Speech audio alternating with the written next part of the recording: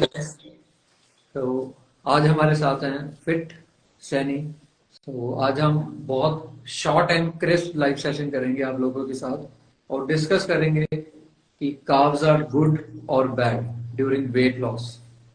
So yes sir, please tell all the viewers that whether carbs are good or bad, क्योंकि बहुत ज्यादा myth है society में, fitness industry में कि if you are going for weight loss, you skip the carbs and it will give you better results. So what are your views, sir? So carbohydrates को अगर मैं पहली चीज अगर मेरे दिमाग में आती है तो कार्बोहाइड्रेट से I relate primary source of energy. So Okay. It is the primary source. Just like आप देखते हैं पेट्रोल कार या फिर gasoline, their power output is very more than diesel and so same way हमारी body भी fuel अलग अलग हैं, लेकिन कार्ब्स मेन सोर्स है। 50% of your diet should be having carbohydrates. Carb Correct. छोड़ने से आपको टेम्परेरी इफेक्ट मिलते हैं जो कि रैपिड वेट लॉस होता है वाटर वेट की वजह से, Okay. लेकिन इट्स नॉट इम्पोर्टेंट। जब भी मैं डाइट करता हूँ मैं कभी कार्ब्स नहीं छोड़ता, एंड इवन मैं तो बेड टाइम पे भी कार्ब्स लेके सोता हूँ। हाँ. फाइनली आपको नहीं छोड़ना चाहिए, मतलब carbs is not the culprit, even carb will help you. आप वर्कआउट अच्छा करोगे, दिन भर अच्छा फील करोगे, सारी चीजें जब आप अच्छे से करोगे तो आपका एनर्जी आउटपुट भी बढ़ेगा। तो Correct. कार्ब्स छोड़ना बिल्कुल भी पॉइंट नहीं बनता। फाइनली आपको बस एनर्जी बैलेंस देखना है अपना, बस आपको कम खाना है आपके रिक्वायरमेंट से, बस। Correct.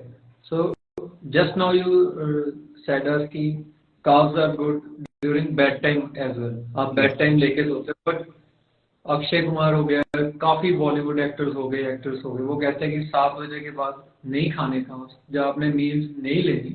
और वैसे ही सभी लोग कॉपी पेस्ट करते हैं अपनी वेट लॉस जर्नी के दौरान। क्या वो सही है कि गलत? देखो, मतलब for fat loss perspective carbs is not that culprit, but if you have some disease जिसमें कार्ब टॉलरेंस नहीं होता बॉडी का, जैसे डायबिटीज है या फिर कोई डिजीज है आपको, तो उसमें फास्टिंग के बेनिफिट्स हैं कि आपका इंसुलिन सेंसिटिविटी अच्छी हो जाती है, तो आप अच्छे से मैनेज कर पाते हो। अगर आप मैराथन रन करते हो, मान लो मैराथनर क्या करता है, उसको फैट उसका सोर्स है, मेन सोर्स फैट है।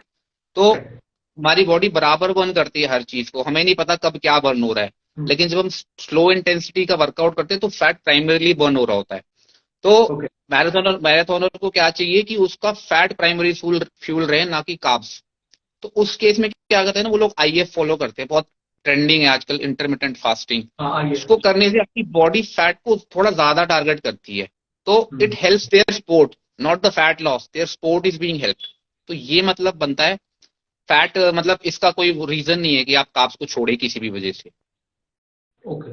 तो इंटरमीडिएट फास्टिंग हर बॉडी टाइप के लिए, आपके आपके हिसाब से हर बॉडी टाइप के लिए अच्छी है? For not not for fat loss ना, मैंने बोल रहा हूँ not for fat loss, weight gain और लूज के लिए नहीं। अदर बेनिफिट कि आपकी बॉडी में कोई प्रॉब्लम चल रहा है, ग्लूकोज यूज नहीं हो पा रहा, हाँ. हाँ मतलब सबस्ट्रेट स्पेसिफिकली आपको अगर फैट को बनाना है तो फॉर दैट, बट उसके अलावा कोई वैसा बेनिफिट नहीं है। और if is not the magic, magic is still the caloric deficient. But if में क्या होता है ना कि आप अगर आईएफ करते हो तो आप मील स्किप कर देते हो, जिसकी वजह से आप अल्टीमेटली डेफिशिएंट में ही आते हो। तो दैट इज द किंग, तो ये मतलब है उसका। करेक्ट।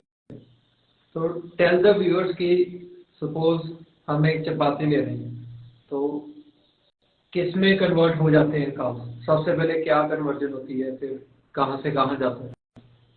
तो देखिए, हमारी बॉडी में दो टैंक होते हैं, एक होता है ग्लाइकोजन, एक होता है एडिपोज टिश्यू। तो ग्लाइकोजन की लिमिट होती है कि मतलब एक बार में कुछ पर्टिकुलर अमाउंट ऑफ कैलोरीज ही जा सकती हैं। तो उसके बाद क्या होता है, जब हम उससे ज्यादा खाते हैं तो वो स्पिल ओवर होके फैट में चले जाता है। करेक्ट। ये कब होता है, मान लो आप अपनी सारे दिन की कैलोरी एक ही बार में खा लिया तो फैट बनेगा, फॉर श्योर बनेगा, लेकिन आप दिन के दूसरे पार्ट में खाना नहीं खा रहे हैं, तब क्या हो रहा है, एडिपोज टिश्यू से ग्लाइकोजन में आ रहा है, वो वापस आ रहा है। तो ये मतलब है, मतलब पहले ग्लूकोज बनता है, अगर वो यूजेबल है, जितना हम अभी खा, मान लो मैंने एक ही चपाती खाया और अभी मेरे को 200-300 कैलोरी की जरूरत है, तो वो स्पिल ओवर नहीं होगा, वो यूज हो जाएगा डायरेक्ट एनर्जी में।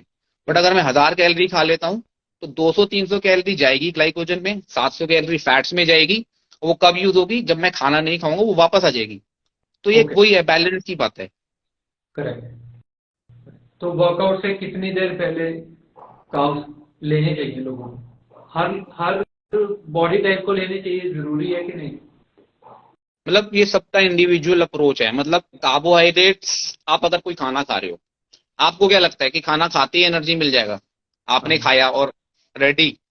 बिल्कुल। खाना खाते ही सिर्फ आपको सिंपल कार्ब्स जैसे ग्लूकॉन डी, शुगर, ये तो आपको इंस्टेंटली एनर्जी दे देगा। लेकिन आप अगर खाने से खा रहे हो तो वो तीन करेक्ट। चार घंटे बाद आएगी एनर्जी, और आपको लग रहा है मैंने खाया है तो उससे आ गया। तो हाँ। जो पुरानी मील आपने खाई है, जैसे मैंने बताया, वो स्टोर हो जाती है ग्लाइकोजन में, हम्म। लास्ट मील। तो वो करेक्ट। तब कब यूज होती है? जब आप कोई एनारोबिक वर्कआउट करते हो। ओके। ग्लाइकोजन कभी भी खाली नहीं होता अगर आप पैदल चल रहे हो। पैदल चलते हुए फैट यूज हो रहा है। तो लेट सपोज मैं सुबह वर्कआउट करता हूँ, लेट सपोज, और मैंने रात को खाना खाया है 10 बजे, तो मैंने स्टोर कर लिया, ग्लाइकोजन मसल में स्टोर है। और उसके बाद मेरी तब तक वो एनर्जी खर्च नहीं होगी जब तक मैं इंटेंस वाला वर्कआउट नहीं करूंगा। ओके। तो दिस इज समथिंग, आप इंडिविजुअल, आप जब खाना खाते हो ना, तो आपकी स्टमक थोड़ा अच्छा फील करती है, थोड़ा सा वो मूड रिफ्रेशमेंट होता है कार्ब खाने से, कि हाँ ठीक है, बट एनर्जी नहीं आ रही होती है वहां से। एनर्जी पिछली मील से आती है। तो ग्रेट। ये भी इंडिविजुअल है, कुछ लोग नहीं कर पाते, कुछ लोग करते हैं, कुछ लोग को खाली पेट अच्छा लगता है, कुछ लोग को खा के अच्छा लगता है। तो इंडिविजुअल हाँ। अप्रोच है, इससे कोई फैट लॉस या फिर परफॉर्मेंस पे कोई फर्क नहीं पड़ता। ओके। तो अगर कोई अ, लड़का या लड़की ओवरवेट है, तो उस केस में उनको कार्ब स्किप करना गुड रहेगा? अच्छा, मतलब है ना? वर्कआउट पर्सपेक्टिव से या ओवरऑल पर्सपेक्टिव से? ओवरऑल। नहीं, क्योंकि देखो, आप ओबेस हो और आप अभी तक कार्ब्स ही खाते आए हो। मतलब हाँ। आपको अच्छा लगता है, मतलब मैं कंपटीशन टाइम पे कीटो करता हूँ and I know how difficult it is, वो जो एनर्जी लेवल्स आपके वो मैनेज करना। और हम्म। आप अभी खुद इतने स्ट्रांग खुद से भी नहीं हो, आपका माइंड इतना स्ट्रांग नहीं है कि आप उसको सस्टेन कर लो, मतलब फॉर दैट कंडीशन। हम्म। आपकी बॉडी को एक ऐसा फीलिंग आता है कि समथिंग इज मिसिंग, मतलब यू कैन नॉट, जब तक कार्ब्स नहीं खाओगे ना वो फील नहीं आएगा। तो हाँ। दिन भर अच्छा फील रखो, करोगे तभी सस्टेनेबल बनेगा अप्रोच। अदरवाइज एक दो हफ्ते कीटो करके आप डाइट ही भूल जाओगे करना, कि भाई क्या होता है डाइट। तो नेचुरल रखो, कार्ब्स डालो, अच्छा तो फील करो, बस डेफिशिएंट में रहो, यू विल कीप मूविंग। और कार्ब्स आपको अच्छा फील कराएंगे, आपका वर्कआउट भी अच्छा होगा, सारी बिल्कुल। चीजें अच्छी होंगी। तो अल्टीमेटली आपका फैट लॉस अच्छा होगा कार्ब्स के साथ। ओके।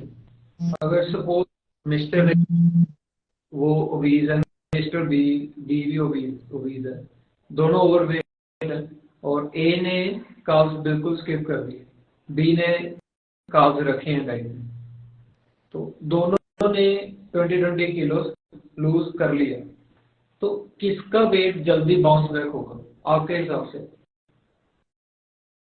देखो,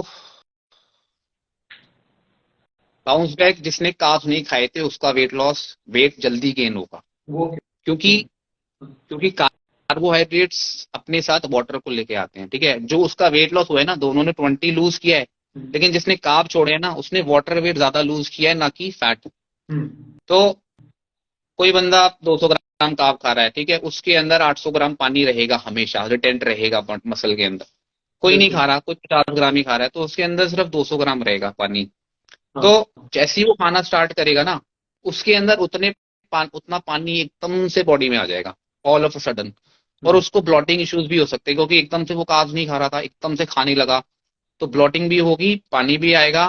बट जो बंदा नॉर्मल कार्ब्स खा रहा है, वो नेक्स्ट डे से भी अगर नॉर्मल खाना स्टार्ट करता है, उसको वो बाउंस बैक वाले इश्यूज इतनी जल्दी फील नहीं होंगे जितना जिसने कार्ब्स छोड़ा था उसको फील होगा। करेक्ट। बिल्कुल सही बात है, बिल्कुल सही। So in short, carbs are good, they are good source. Carbs are very good, and सिर्फ सिर्फ आपको अगर कार्ब्स छोड़ने हैं तो तब छोड़ने हैं जब आप डायबिटिक हो, या फिर आप कोई कंपटीशन में स्टेज कंडीशन लाना चाहते हो। इसका पर्पज सिर्फ बॉडी से वाटर को निकालना है, जस्ट हाँ। वाटर निकालने के लिए ये काम में आता है। उसके अलावा ये इंसुलिन सेंसिटिविटी को अच्छे करने में काम में आता है।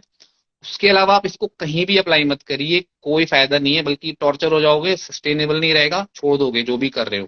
बिंज करोगे आप खाने पे, बिंजिंग होगा ज्यादा खाओगे होगा, शुगर। सही बात है। एग्जैक्टली यस हेल्थ भी उस पर इफेक्ट आएगा, स्ट्रेस सारा कुछ। बिल्कुल। यस, स्ट्रेंथ लेवल डाउन होंगे, मतलब जिस बंदे ने कार्ब्स ना खाकर वर्कआउट किया होगा उसकी मसल लॉस भी हुआ होगा क्योंकि उसने परफॉर्म नहीं किया होगा जिम के अंदर अच्छा। बिल्कुल। तो वो भी है, मतलब मसल रिटेंशन कार्ब्स से होती है। जब इंसुलिन बॉडी में रहता है ना तो वो मसल लॉस को रोकता है। हाँ, बिल्कुल। तो ये भी है। बिल्कुल सही। So I think it's 5:51. You need to leave या for a class. Yes, I need to leave. अगर आप पहले बताते तो थोड़ा एक्स्ट्रा टाइम हो जाता। Maybe next time, Yes, next time you can tell me earlier yes, so that we can have a very good session. yes. We will keep